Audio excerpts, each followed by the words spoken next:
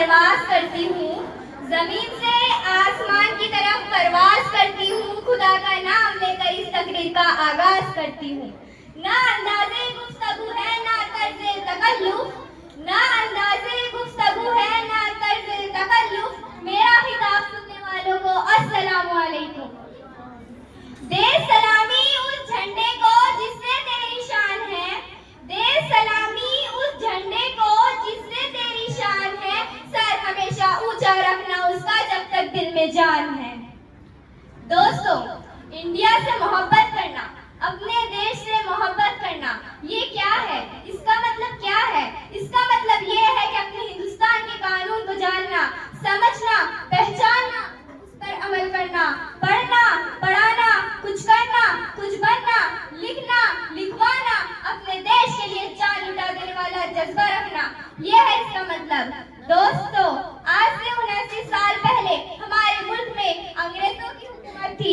अंग्रेज इस मुल्क को आबाद नहीं बल्कि बर्बाद करने के लिए, बदनाम करने के लिए, लूटने के लिए, हुकूमत करने के लिए, यहाँ का चलन, यहाँ का दस्तूर, यहाँ का कानून, यहाँ के कायदे, यहाँ के दस्तूर को बदलने के लिए इस मुल्क में आए थे। उस वक्त का जमाना क्या था और आज का क्या है, पूछिए अपने बुजुर्गों से, तो हमें यही पता चलेगा कि अहले हिंदुस्तान में सरफरोशी का माहौल गर्म था, इंसानों का खून बह रहा था, इंसानों को इंसानियत से कोई मतलब नहीं था।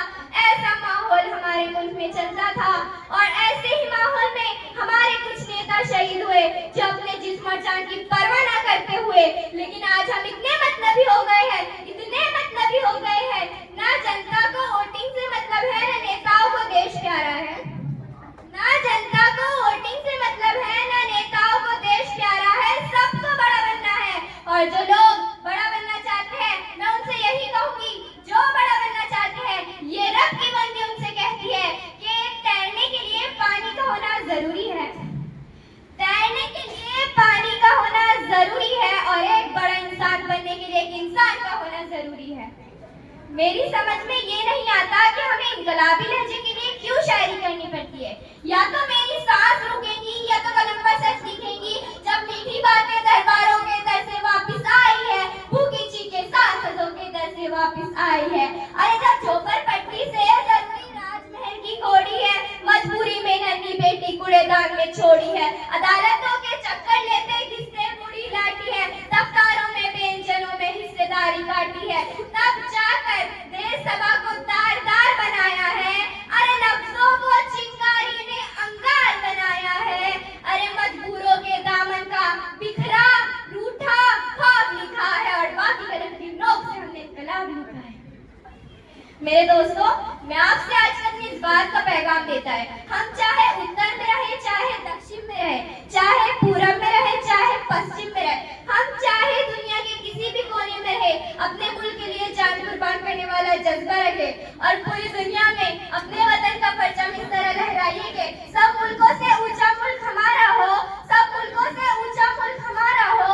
अरे इसी कड़ी पर तो लाहौर का इकबाल 100 साल पहले पुकार उठा था कि सारे जहां से अच्छा हिंदुस्तान हमारा, सारे जहां से अच्छा हिंदुस्तान हमारा, हम बुलबुले हैं उसके ये गुलसिता हमारा। दोस्तों, मेरी खुदा से बस यही दुआ है कि हमारा मुल्क हिंदुस्तान बागो बहर बना रहे, अमन और शांति का भाईचारा गहवारा बना रहे। शान हिंदुस्तान जिंदाबाद, शान हिंदुस्तान जिंदाबाद। जाते जाते एक बात कहकर जाना चाहूंगी